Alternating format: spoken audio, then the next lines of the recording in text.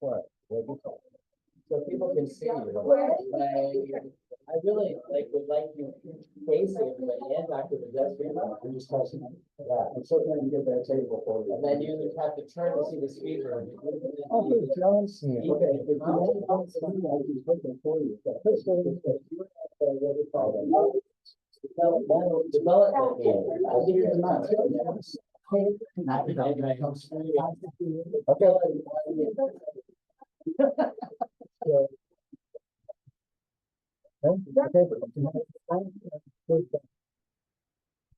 Gary, you guys are gonna work this out afterwards, just hold on to them.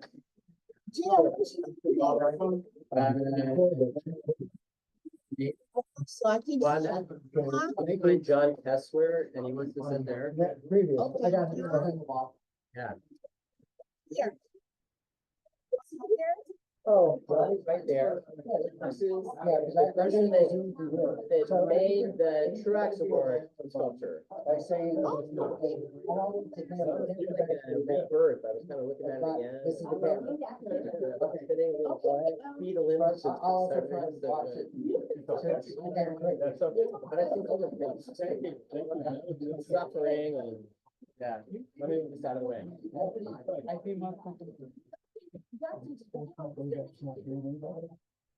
John Kessler. No, I'm not. Lorraine Chang.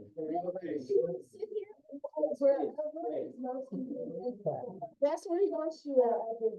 Everybody has names up here. So you'll get a good idea of what this is all about now. First I was gonna, I said I can't. And then I decided this was so important. Yeah.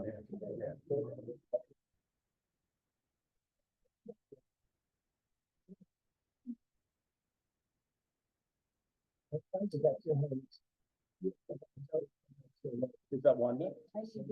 No, Wanda is in the white. Yeah, that's what I meant. Oh, that one. Yeah, that one. I'm going there's.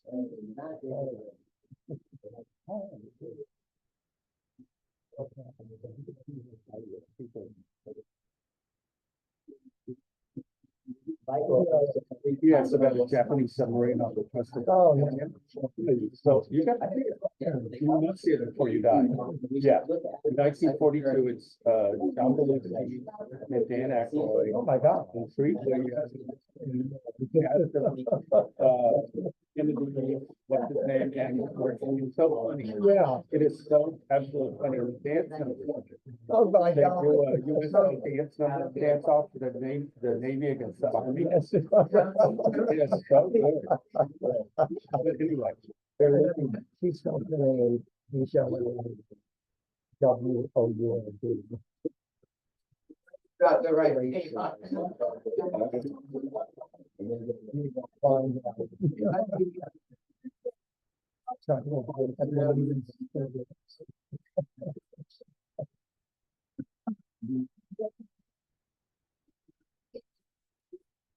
The dog took.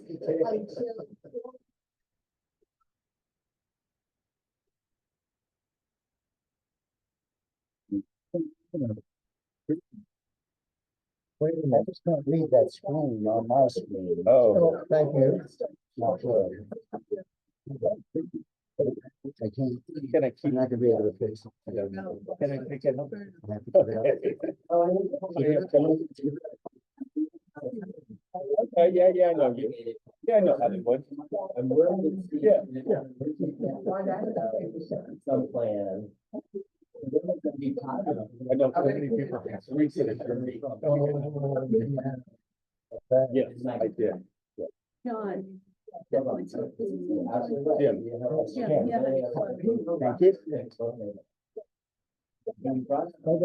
Thank you. Holly. I said, thank you, Holly. You're welcome. Mental science, right?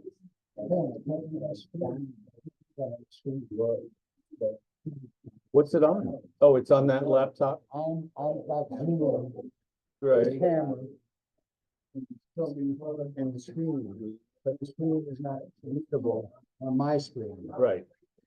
I can't, it's 11 o'clock, it's 10:58, I need coffee and I can't do this anymore. Go for the coffee. I would advise going for the coffee. And it's, You have to take care of yourself.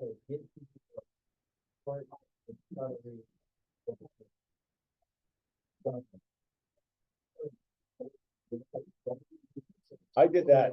oh. Just to play with your mind. Okay, I'm giving it up, guys, let's see. If we could possibly- A blowtorch.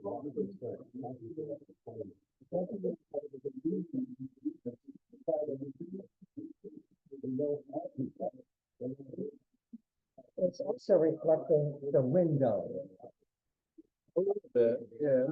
Yes, I can see the window. Yeah.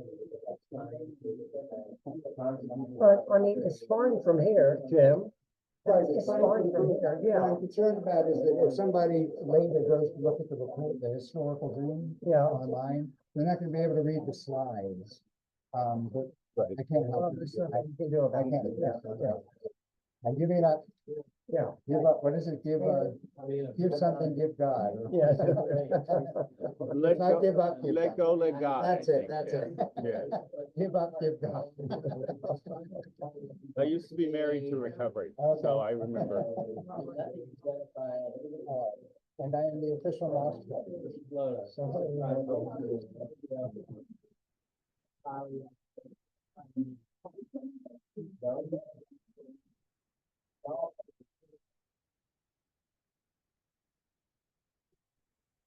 This is for the second part, correct? For the, I don't know. Make notes on these, I guess. But for the sec, they would be two basic, basically it'd be two sections. First, Dr. Parker, and then that ends about noon. Yeah. And you get lunch and then you go into the second part, which will not be, like the first part is live stream, but the second part is being recorded but not live stream. Well, I hope you realize it's taking 2 hours parking down here. And, you know, maybe. I don't know what you realize, but we always park at 10:30. You probably. No. No. I took the bus. Said I was living in San Francisco, and all I had to do was walk out my door, get on. I know. 2 blocks, I was in my doctor's office. And I was able to walk around Castro with a cane, you know, so I never, and besides parking in San Francisco, but, you know. Well, parking down here is a pain in the Yeah. butt. Well, that's Every place I pulled into, it said 3 minutes. Well, I ended up in the walk. Oh, okay. I found a handicap spot. Yeah. Yeah, she's recording, that's fine. Okay, so you got that worked out. So I'm doing And you got the glare. I can't get in there. Why is that just us? It's techno savvy. Huh? Photography skills. Yeah, so few. How do we get rid of this crappy glare on Zoom? Well, the glare, We need It's front coming. lighting, front lighting. Well, the lighting is coming, is doing it, yeah. no, that we're asking about. Anyway, Yeah, how to get the glare out of what we're seeing on the. that's a reflection of, that's a reflection of the door. That's from the door. Yeah. Oh, no. He's got another reflection. He's got another reflection. Yes, on yes, his I've got, Zoom. yes. Yeah, but I'm seeing your reflection on there. I'm seeing the reflection of your screen up there. No, I'm not. Oh, but you can probably, but it's recorded. That's, no, this I can, Yeah. that's not the. Yeah, that do it? that went away. Yeah, that's, It went that went away, away. Yeah, Okay, is that good? Is that better? that's better. Yeah. And it's not, it's, As long as you don't move that camera, John, we're cool. So, very carefully. This morning's gonna have 2 parts, and first part's not complicated, Dr. Corbett is gonna be here in a minute. To teach us about like mental health activities. Carla with a K, Corbett. Fernanda, not Gonzalez. Anyway, Fernanda. And I first want to thank Lila, because she's a really, really nice restaurant. I've been in New York Times, #1 steakhouse in the country. Yeah, the Wow. worst was like Sizzler at the bottom. It was funny. And that's really important if you're a vegetarian. I know, there's vegetarian fare, there's- There are. Yeah. Oh, yeah. There's nice vegetarians. And the next hour, and we wanted to give you an update about the 5 weeks. About 54 people. I'm sorry? I know. And everybody wants their. People will start And talking. Jerry's gonna lead the conversation. Jerry. Oh, I'm sorry, I wasn't paying attention. Right. Oh.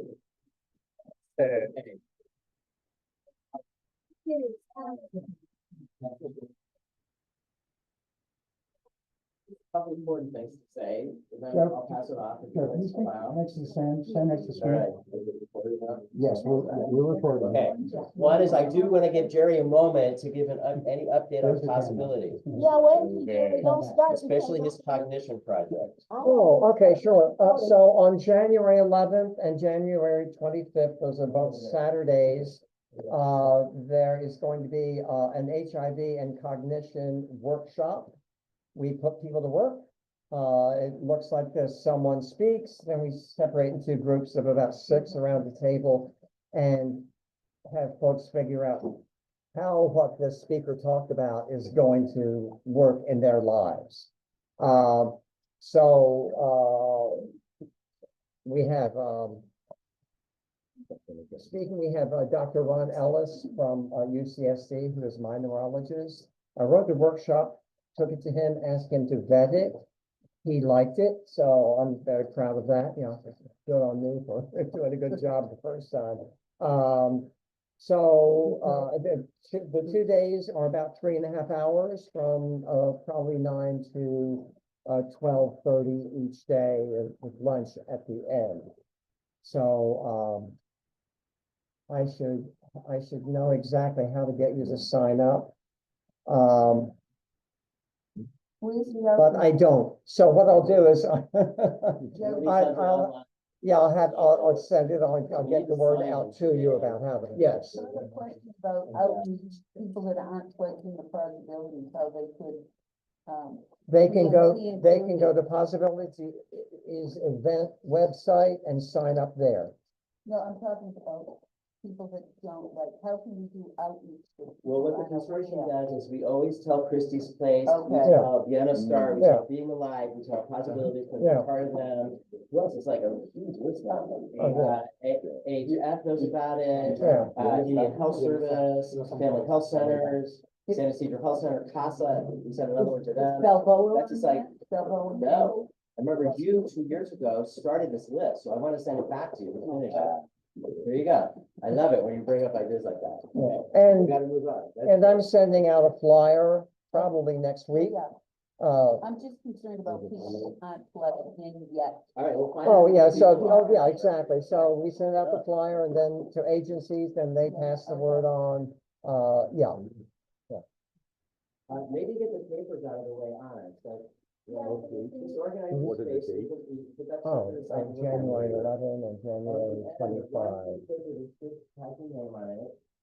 At the end of it, I want you to check on it, yes, you want to continue with this project, or no, we should use our energy for actually the cognition project. That's what I go for.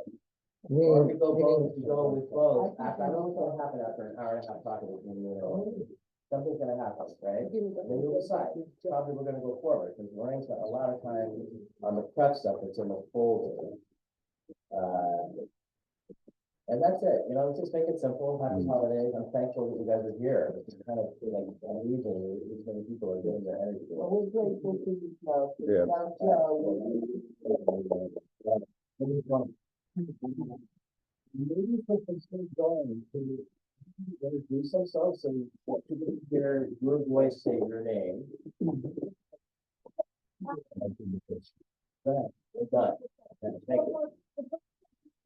you. The restaurant opened this side, but once the performance is done, they will have to close again because they have a reservation, next to us. I, Oh, but it seems that, the platform is like a buffet style where you can go and have yourself a salad bar unlimited. And then they're gonna come with different types of meat and then offer to you guys. So what I will say for the this presentation, what we can do is, we can load with the salad. So like that, we don't have to keep up, get an apple for church, and we start with the meat, and what they do, they bring like the mashed potatoes and some vegetables. So you can start with that, and then Yeah, start with the bread. Eat the bread. Yeah. Go for it. Yeah, good. Did she say finish by 1 o'clock? Yeah. Did you hear me? Yeah. So for those who don't know, my name is Leila Goy. I work for Peace Healthcare. And today we have Dr. Torres. Dr. Torres has over 20 years of experience in people living with HIV, across, international borders in Mexico and here in the US. She also has done extensive work, humanitarian work at a place called Las Memorias and an organization called COPADI, one of the first organizations that provide HIV care for people living in Mexico, Tijuana, Mexico.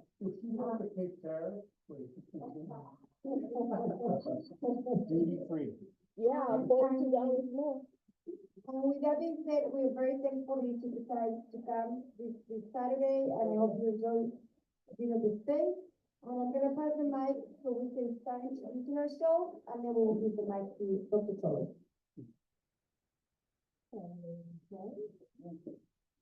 Good morning, everybody. My name is Alfonso Francisco. Good morning, everyone. My name is Rhonda Wonder, and I work for UCSD as a field navigator. Hello, I'm Jim Corbett, and I'm with Possibilities and SCHIVC. I'm helping with the Zoom, I hope. Hi, Jerry Turner, I'm with Possibilities. So, people-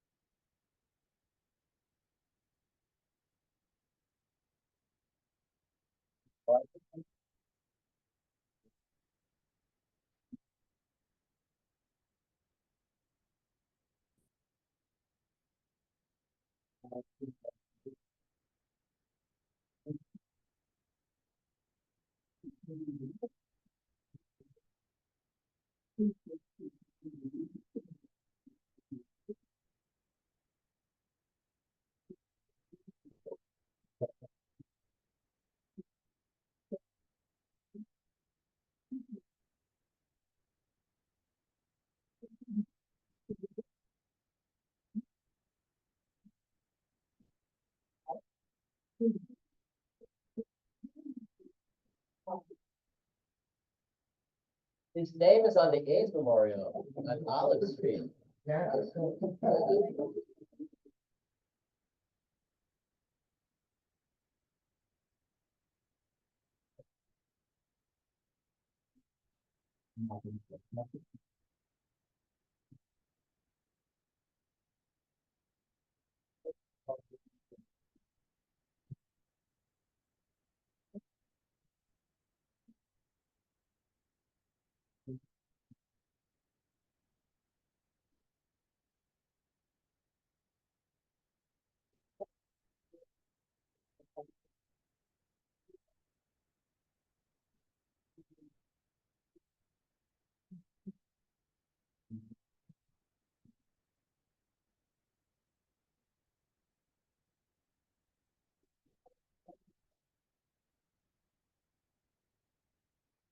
I keep smelling Quano instead of Quino.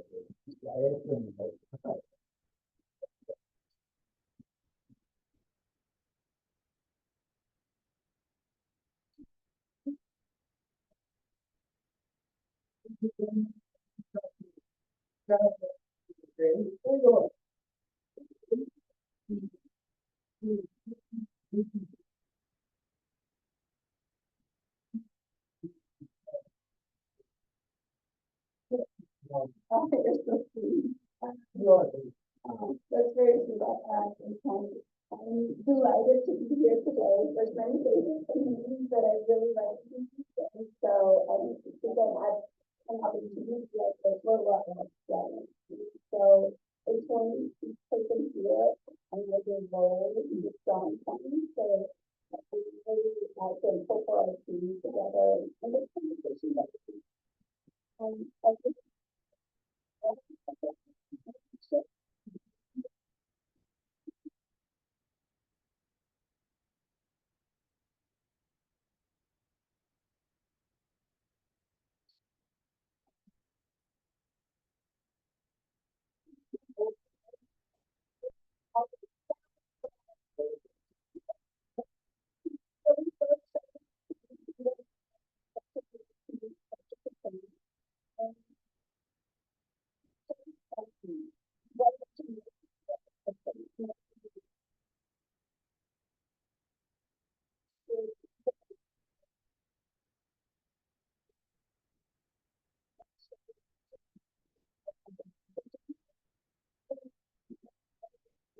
a lot of situations have been very happy to some people actually just started to support the capability of integrity. And they were looking for some more respect for them about integrity nutrition. And then to do research. So they were working on those and fighting the time. And to that presentation, to that I was hired to integrity nutrition. So that was my first actual job in integrity. Here it goes. I found my place, I found my people, I found my calling. After that, my focus was solely to work in integrity. And that people that blew my mind. I was so inspired by survivors, by patients, by stories, by bravery, and really, when I was like, yeah, this is what I wanted to do from it, so I could do it. And so started looking at, I got into Mexico with family, during the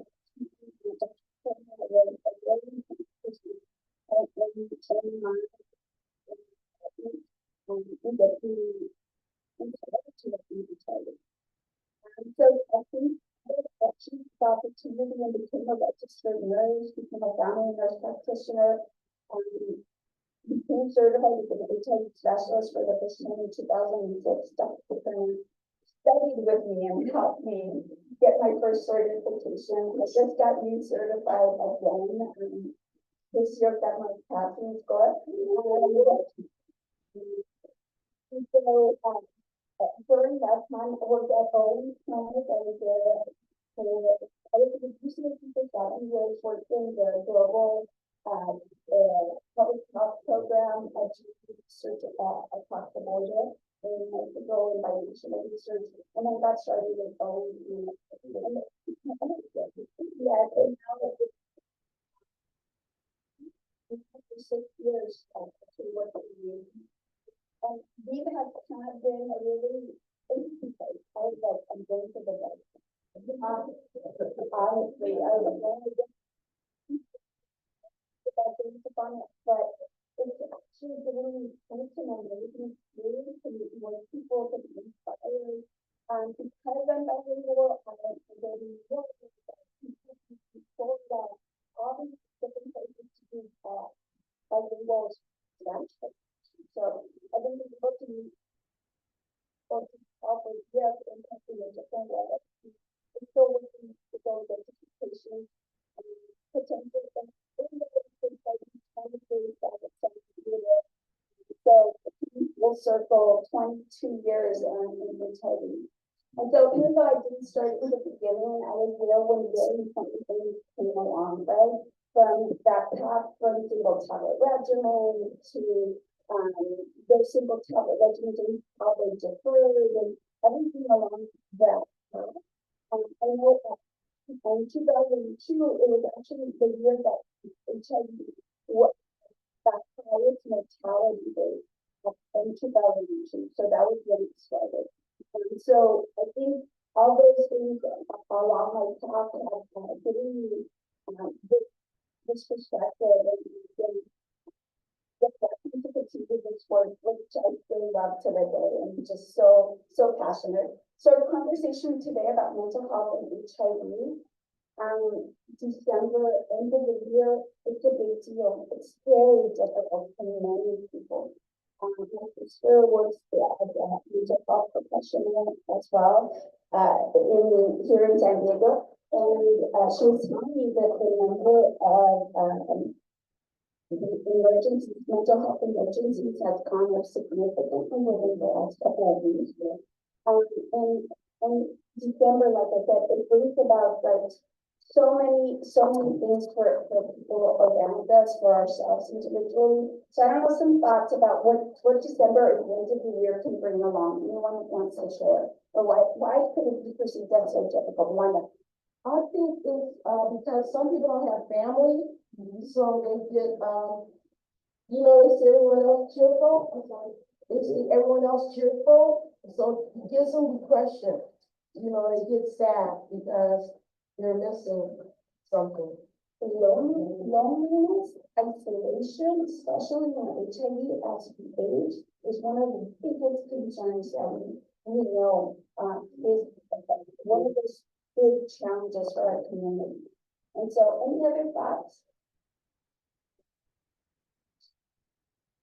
I would say it's kind of a combination of things.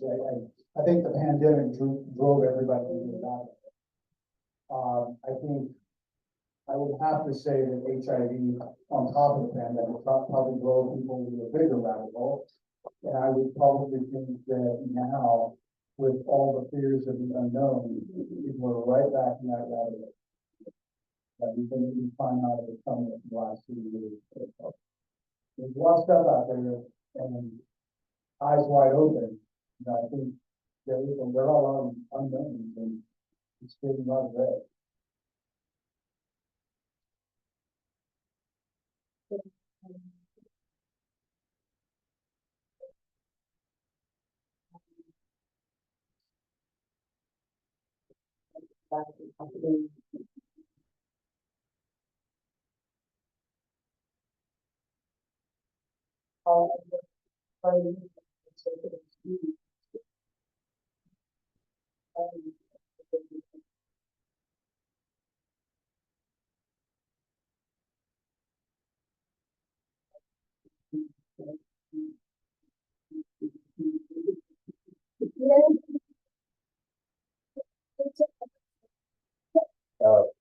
I don't have to check, but after the first time he was elected, the Xanax prescriptions went up.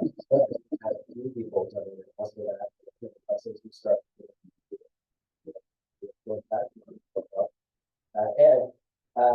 Later you'll see what else is in that folder, but I make copies of the possibilities monthly calendar because I think that is the most powerful way to prevent voting. Look at that. I think sometimes it's hard to pinpoint depression. But I have still depressed. I don't want to have Christmas, I don't want to leave, I don't want to do anything. I don't know what's going to do, and not going to And actually, we started this system with one of you.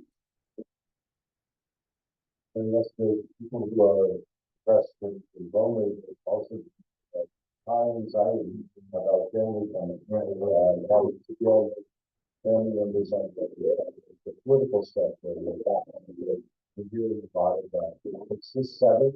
I've had 15 people call for therapy since December 1st. It's my little private practice. Yeah. I think everyone here is in a patient space, because you are within leadership or within other, service organizations, and so I think the conversation is very good to talk about that, and come together with a plan of action is really important.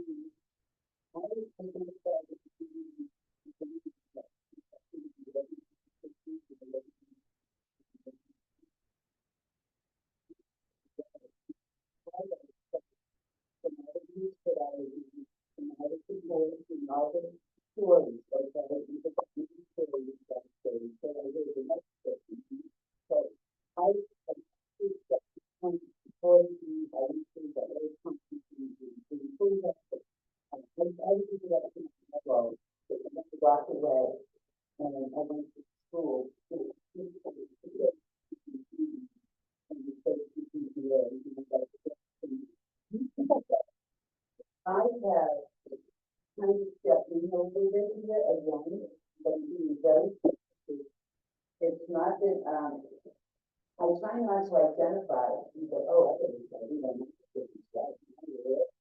And so I think that could help me.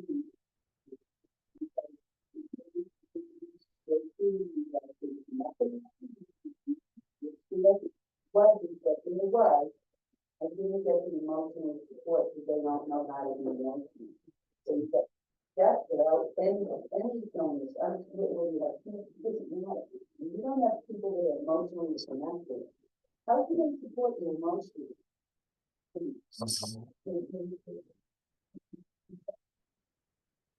So that's kind of the background for the conversation that we're going to have. And we know when we talk about health in general, which I think it's still a new concept that we understand that mental health is part of our health in general, our overall well-being. Forever it was like a different thing, segmented part. It wasn't something that we included in understanding that even as a provider, my patient health includes their mental well-being. It's a miss in medical school training and the patient as a complete person, a complete not segmented parts, right? But understanding that everything that is included in the health of a person includes that mental health part. So mental health refers to that overall well-being of a person, including the person's moods, emotions, and behaviors. Those are big words, right? Emotions are words that sometimes we have difficulty understanding our behaviors, and that's under that umbrella of our overall well-being. We know when we talk about, and specifically what we're going to focus about is mental health, and understanding that there are some unique challenges when we talk about HIV and mental health. Among those challenges, we know that certain mental health disorders are more common in people living with HIV. We know like depression is usually 2 out of 5 people living with HIV.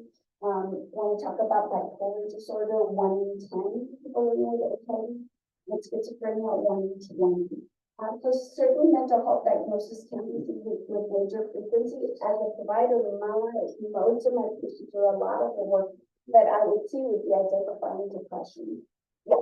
Yeah, can you give us, for us non-professional, could you give us a short description of what bipolar and Yeah, and actually, I'm going to break down each one of these. And we're going to do like signs and symptoms, how each one of these conditions is treated, and we'll go into the depth. I'm happy we're going to cover that. Versus the general population? So, yes, but Higher. yes, definitely. And then we don't expect use for something, some simple individuals with so definitely higher than the general population, and the actual numbers are blanking on me, the exact comparison, but I know that it is definitely higher than the population in general. So one of the other things to consider is sometimes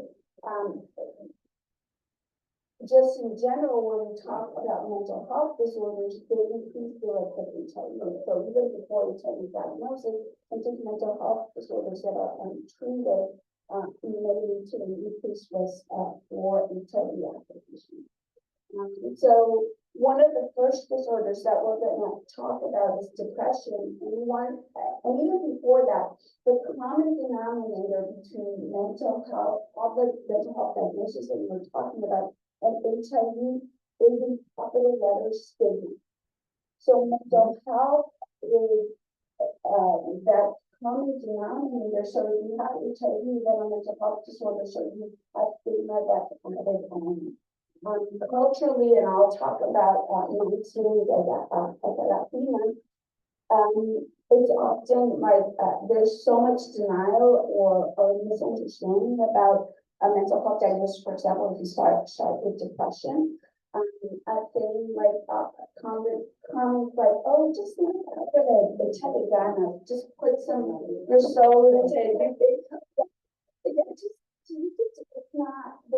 understanding that it is actually a medical diagnosis, a serious medical condition that has found resistance and requires treatment, that misunderstanding. Talking about clinical depression versus situational. Clinical depression, that's what I'm focused on, or another concept that I actually, in preparation, has been new to me, is called demoralization. So differentiating between demoralization and clinical depression is some of the important characteristics, and after I go through some of the signs and symptoms, we'll kind of highlight the difference between that. But when we talk about, and that's really important, particularly I'm talking about clinical depression, that it's not going to be something that you could just snap out of it. It won't, like the demoralization concept, which is not a clinical diagnosis. So demoralization, someone can be sad or feeling a little down or situational, but in this term, it's demoralization.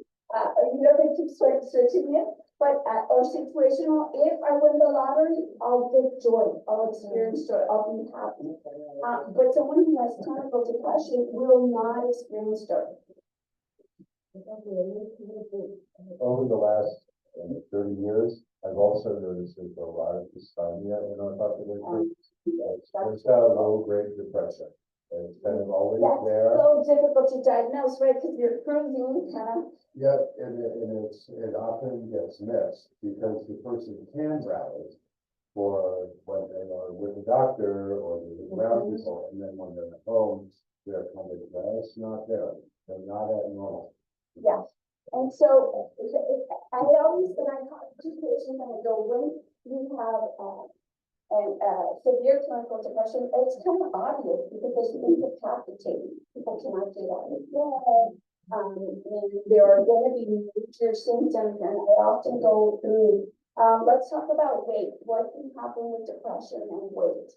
And we go into, well, people can lose weight and people can gain weight. And we talk to patients about, letting your nurse check their weight. It's an important thing. I have a lot of patients like, oh, it's been checked, and I didn't think it's actually important indicator knowing what's going on with the weight, and actually can actually reflect to depression. We talk about sometimes a patient can be insomnia, as we mentioned, depression to dive into what else is coming around with depression and depression, and you have to speak in the same because it could be part of depression. Oversleeping as well, so sleeping too much, not sleeping, and talking about the loss of interest, difficulty making or following through with actually making decisions, talking about everything that can be lead to the diagnosis, and understanding that there's specific criteria that will tell us when someone is struggling with depression. Severe clinical depression is, like we said, incapacitating, disrupts a person's life, and can be very difficult to someone's life, where the impact is to them and to those around them. So we know that there are a number of different causes for depression, from the environment, and genetics, from biology, other health issues that come into consideration. Understanding when the biology comes into play, the actual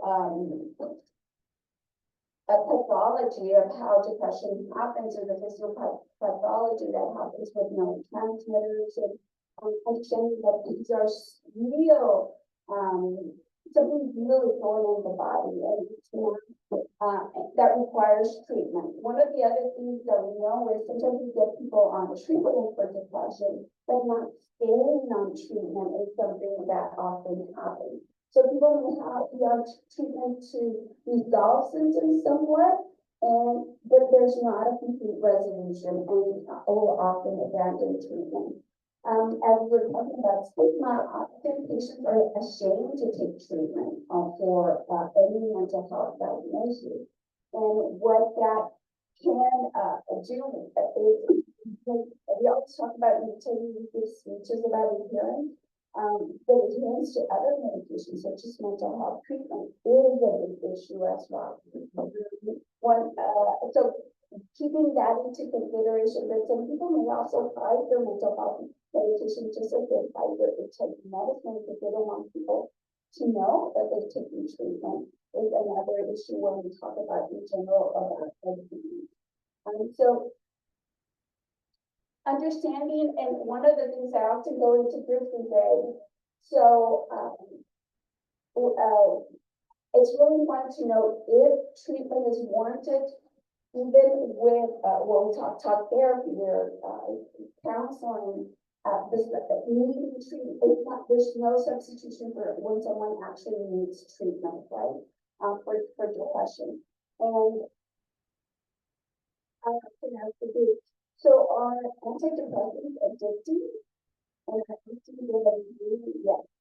And the concept of addiction to mental health medication is out there in our communities. So helping them understand that antidepressants by themselves cannot cause addiction, and treatments for depression or other mental health conditions can be different.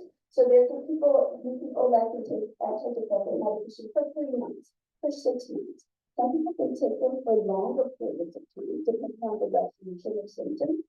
And so that understanding that there are other symptoms that may need other medication, for example, anxiety medication is something that can and it control the potential for addiction. Medication for insomnia, depending on the medication class.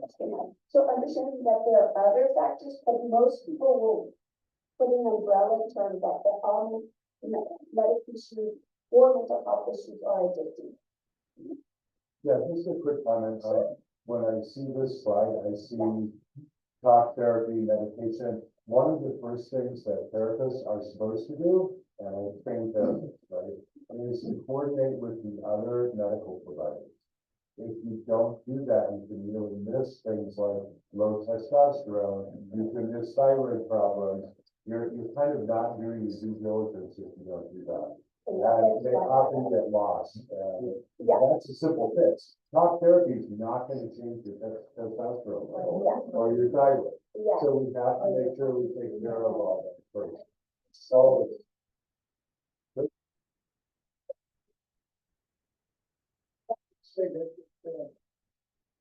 obviously, to process with you like this, you already have a trust that you pass it around to your solutions to therefore evaluate it, so you can where they sit on a spectrum, let's say, and then following that to the results.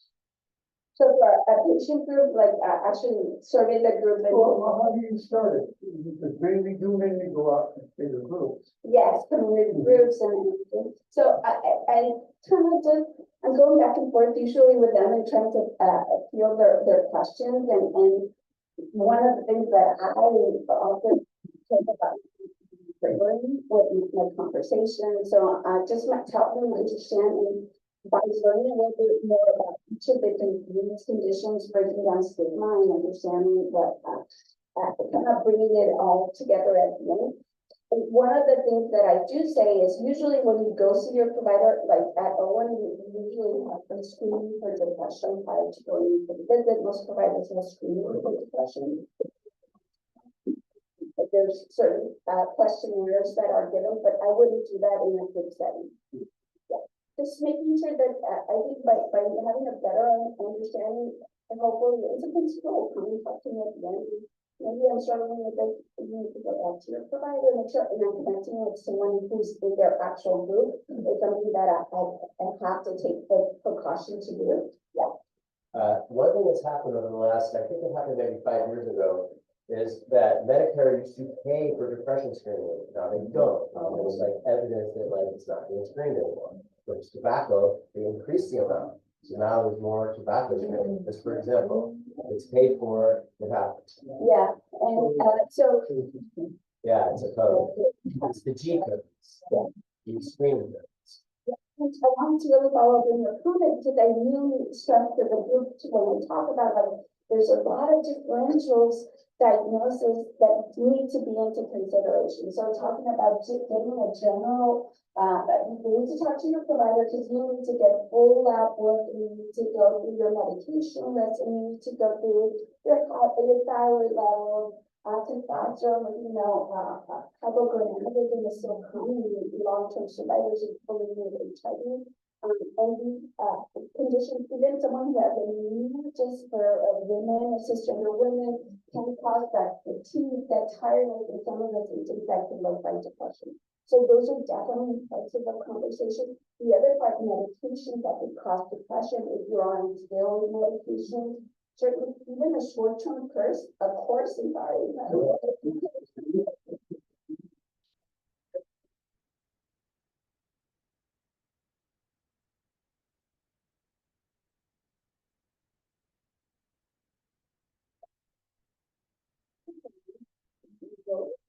Like a irritable, the potential side effects of medication.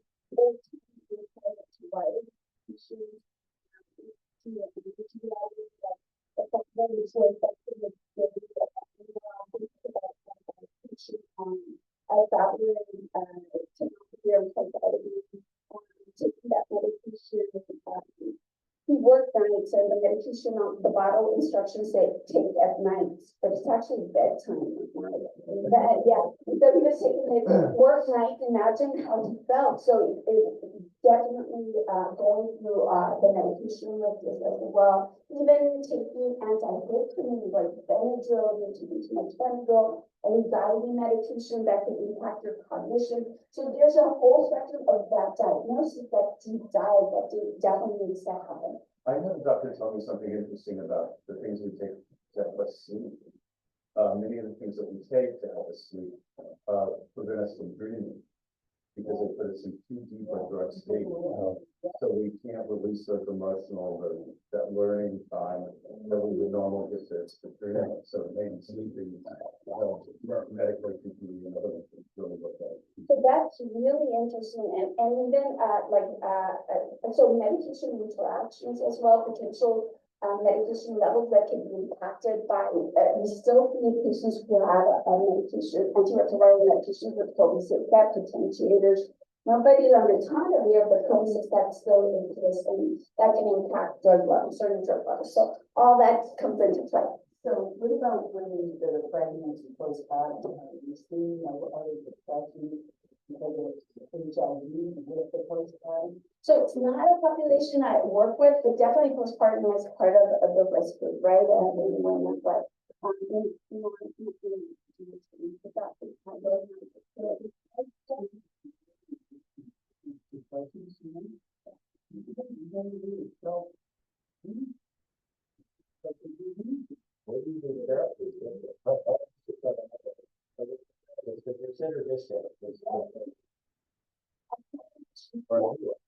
Psychiatrist is doing this medication work, you're a very good psychiatrist. Thank you for.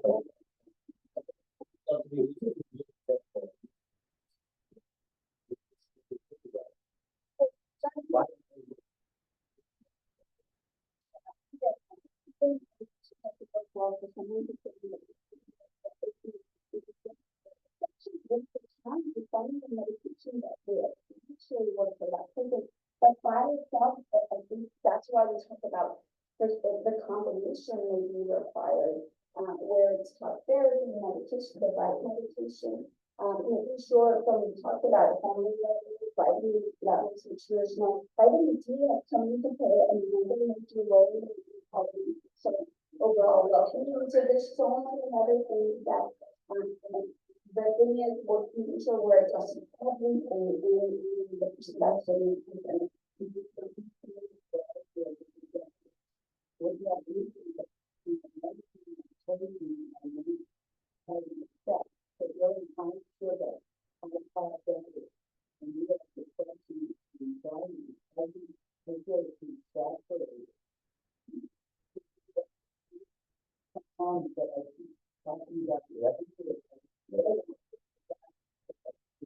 So, yeah, so.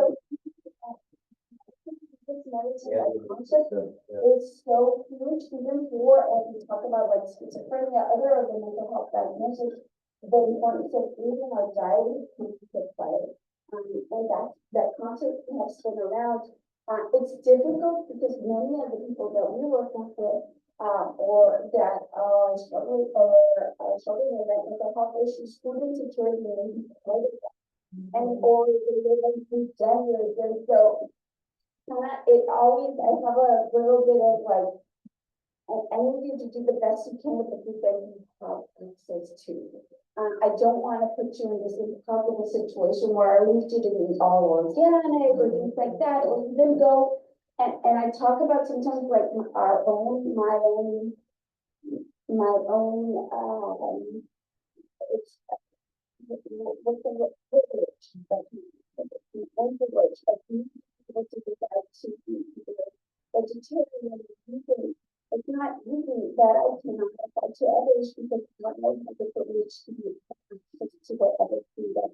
Those things I try to make sure not to forget. I just wanted to comment because this is actually important, especially when we're, the those that we engage with, that we have financial challenges, maybe on receiving healthcare services. So one of the, activities that we have at Business Place is called Kitchen Wellness. And Kitchen Wellness is established so that individuals can come in, they might talk about HIV, but it's surrounded by, dish that is something affordable, user friendly.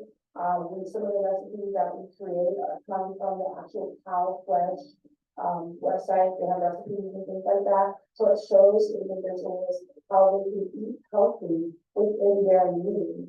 So because again, if you're not taking medication, you know, if you're not eating properly, that has a huge impact. So we'll talk about the foods and how they benefit our body that we're cooking right now.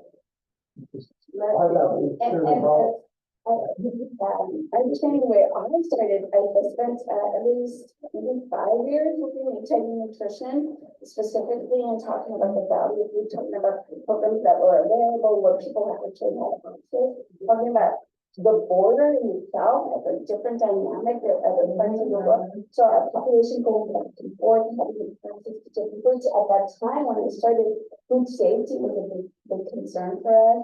The quality of the water, talking about how traditional recipes could be made a little healthier. So food in itself is a huge topic, a huge thing that we need to approach with a lot of mindfulness, right? If we are speaking to, and what are the resources that they have access to? What I do is make sure that when I talk to support groups, support leaders, I ask them to request health and food to their group. Don't, if everybody does right, it's really important to have a voice, give them an opportunity, and all we can do is make sure that we are Right, because beef is healthier with the fiber there. And hopefully have some beef, it's really delicious. And at the same time, and then salad at the end, like Italians. Right, that's how the sequence of the meal. Yes. Right. So all those things are important. I think we can passionate about this, passionate about our opportunity to be together. Not talking a little bit, yes, sorry, no, I only have a lot, but I was really talking about the food and the healthy food that is involved in food. So this is fun. It's one of the plug in because other groups that we have done, I help with the healthy food is what we do. So really, so definitely quickly, but as we advocate, we need to involve and coordinate so that make sure they do this that way. Make sure that, and it's difficult to take simple things and to like really help them say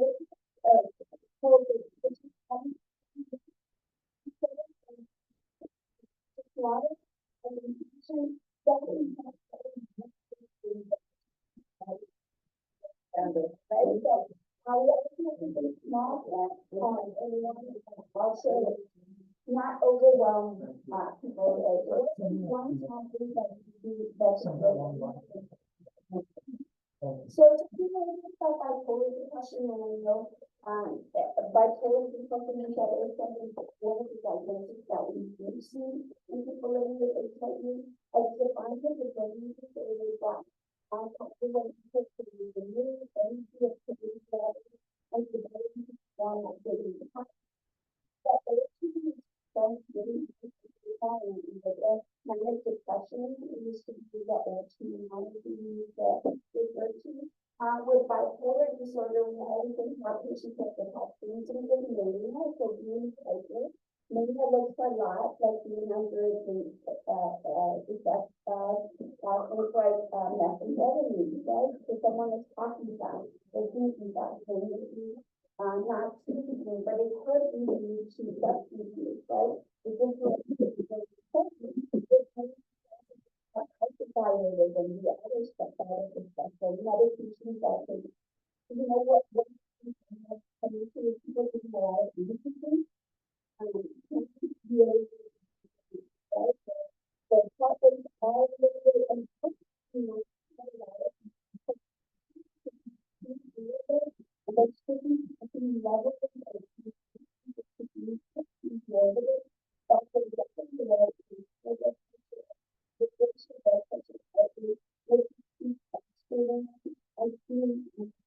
so particularly with mania, I believe the people who are fully are you like a suitable medication can cause a little bit of hyperactivation, so you need to look at everything. And then episodes of mania that can be followed by depression. We can have patients or people that can present with both mixed features, which makes it hard for the diagnosis. So in the diagnosis can be a challenge because we need to look and make sure if someone has like a block, but they seem to struggle with that, we do a full complete assessment and everything to make sure that that's the good diagnosis is used.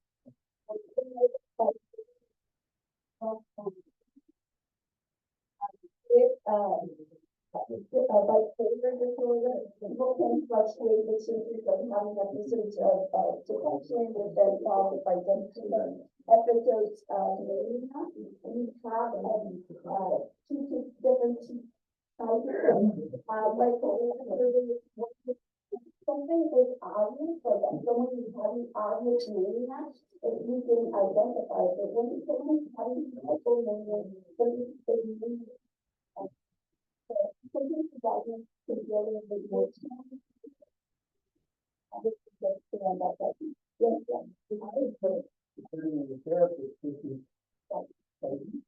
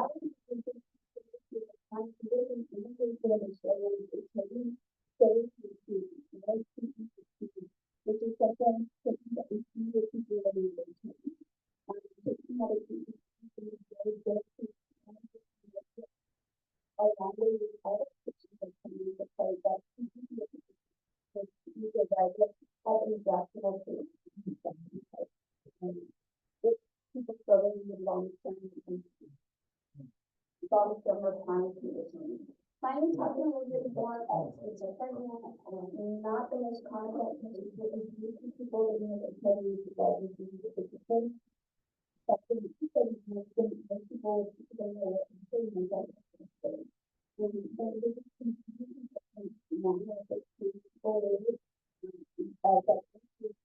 it.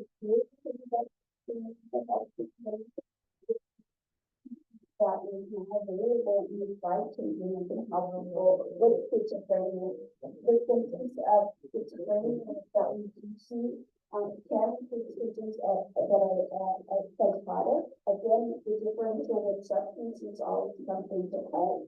Because you can have people complaining of hallucinations, and clairvoyance, but it could be potentially due to affecting. So, negative negative symptoms, which are called, can look like a little bit like the depression symptoms, where there's loss of motivation, loss of interest, withdrawal from social life, and then, in a different, area, we can talk about cognitive symptoms, which affect attention, concentration, and memory. So these are diagnoses usually that are done by a mental health professional.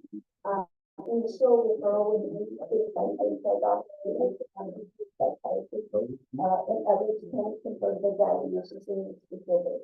We know that for schizophrenia, it can, like we talked about, run in families, genetics, environmental factors can come into play as well, and biology. And the treatment is a combination of things. It includes, like I talked about, medicine and therapy as well. This brief overview, Senator, I know there's so much experience. Yes.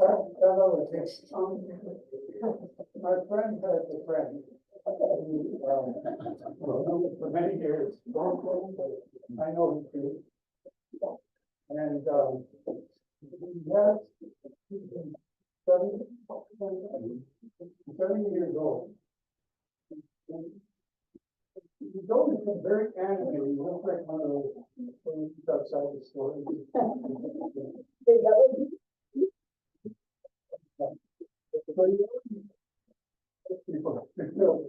Okay. But he, you know, I mean, something will set him off, and he will, I don't know how he will talk about it, but I can't think of it, but you know the thing.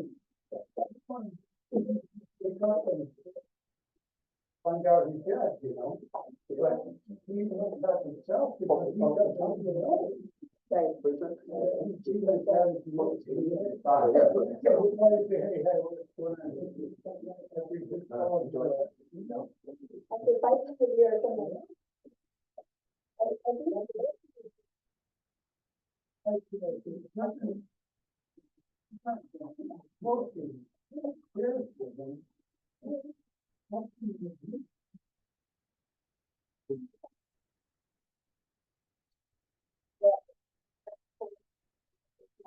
going on with the medication that's causing him to be.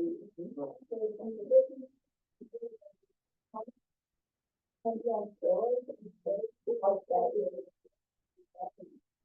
preventing the marriage.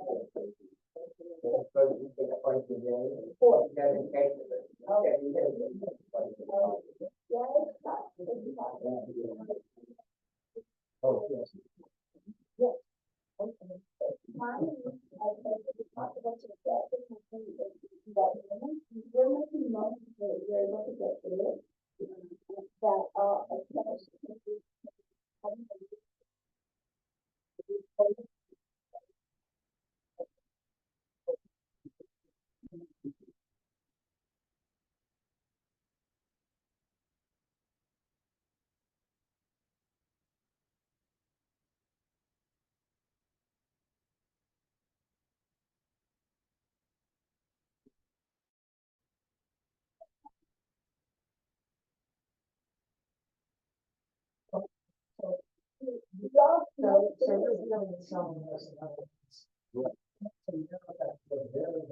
Force, and that will, you know, guide you into someone with various mental illnesses.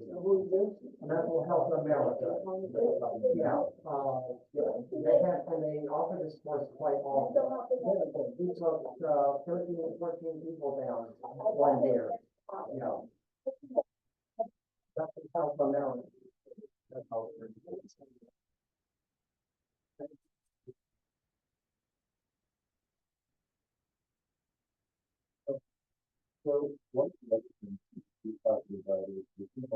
home, that person, I mean, you know, person,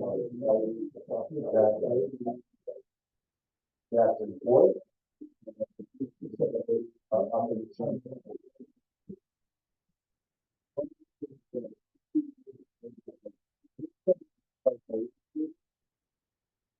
They want to make the opportunity. If they like the up, they don't like the down. So they'll sometimes start taking their medication so they can feel the up, right? But if we're able to create a social fabric where we're able to talk about this and we destigmatize it by having these conversations. Yeah. Yeah, you know, I call it my one day. Now it's twice. Okay, yeah, but at least like, so we have the conversation going with people. It's just like about the compliance with HIV meds. You know, we have to have some conversations with people. How do we make it easier? Well, once a day is better. Once every 2 months is better, right? Yeah. For a lot of people. So as things evolve, we have to find new interventions to make sure people get the information and they feel like they can talk about it. So let's say whole idea of the Victoria model. She never has.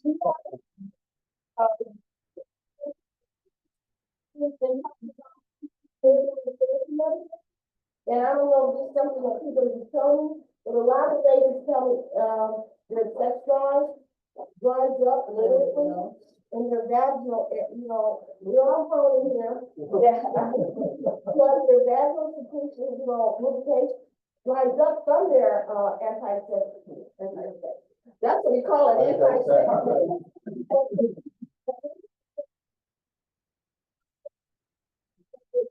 And maybe solution, and that's another medication, right? Some medications that help with those things, right? So you have to know that in order to ask for it. Yeah, that's definitely one of the challenges with that side effects and that you change the medication. How do you get yourself in a risky situation? There's a lot of kids and stuff like that. What's Serena Boulevard? And just acting greatly when neighbors have you. There's no second. No, yeah, you tell. Oh, Yeah. okay, so, yeah, so there's definitely a couple of issues. You never forget that.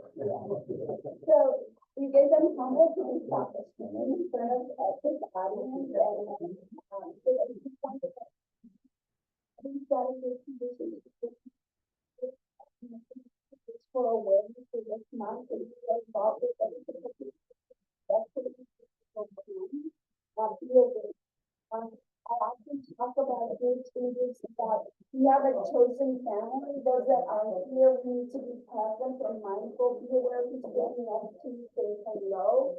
And as a good be on the lookout for each other, we need to create family, our chosen family. Living together, that common denominator to make sure are aware. So I think just spreading that information among everyone who's working with other people, with other groups, be aware that of the difficulty of coming to the end of the year. One of what we see directly for HIV is the impact on adherence and the ability to take your medication every single day. The mental health issues are not addressed. So potentially people during this month can stop treatment, can disengage, right? So to be aware, know the list of people you're working with, if someone's not showing up, a phone call, because this month is especially difficult. So I think that's like my closing message. Thank you for your time, your patience with me, and coming together today for us to have this conversation. Thank you so much. Thank you everybody for being here today, for giving us the space to talk about a very important subject. What we are going to do right now is I need to eat, right? And maybe we'll have some stuff from the salad bar. We have a delicious salad bar as well. And then they will close again this room so they can use the other for the other reservations. But the room will be for you guys to utilize it and to do the workshop on those your voice program. And with that being said, We have, special guest, Principal Dr. Capernaum, Joseph Miller, who is the first instructor of Lao. Lao is the Latin Outreach and Extended Division of AHS. And for 2025, one of their priorities is gonna be to have, what, maybe we can talk about it, I'm not very sure, but it has to do with mental health services. And that's why we were going to present about that, because you guys are very heavily involved in mental health services. But in terms of resources, thank you very much for the space. If you want to learn about any of the subjects from Dr. Torres, feel free to let Tony or Dr. Capernaum, and we will be happy to continue to schedule this type of worksheet. So this is the year, of the center, or to be, place by this, if you like for the chat. Something advanced, because I together together, so the place to be able so, Dr. Capernaum, have a comment. Thank you very much. I hope you have a wonderful day. Taking the train, taking the buses, yes, you know, phone call, I would say, are you doing okay? Thank you very much. Thank you very much.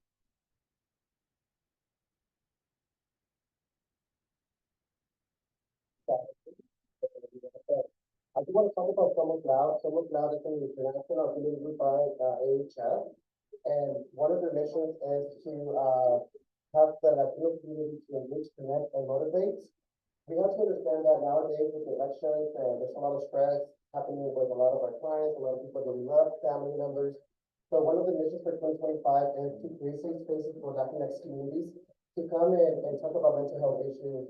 For example, these safe places could be at a bar, it could be at a restaurant, it could be anywhere. We're trying to reach out to the community. And also why mental health is very important to Somos Loud.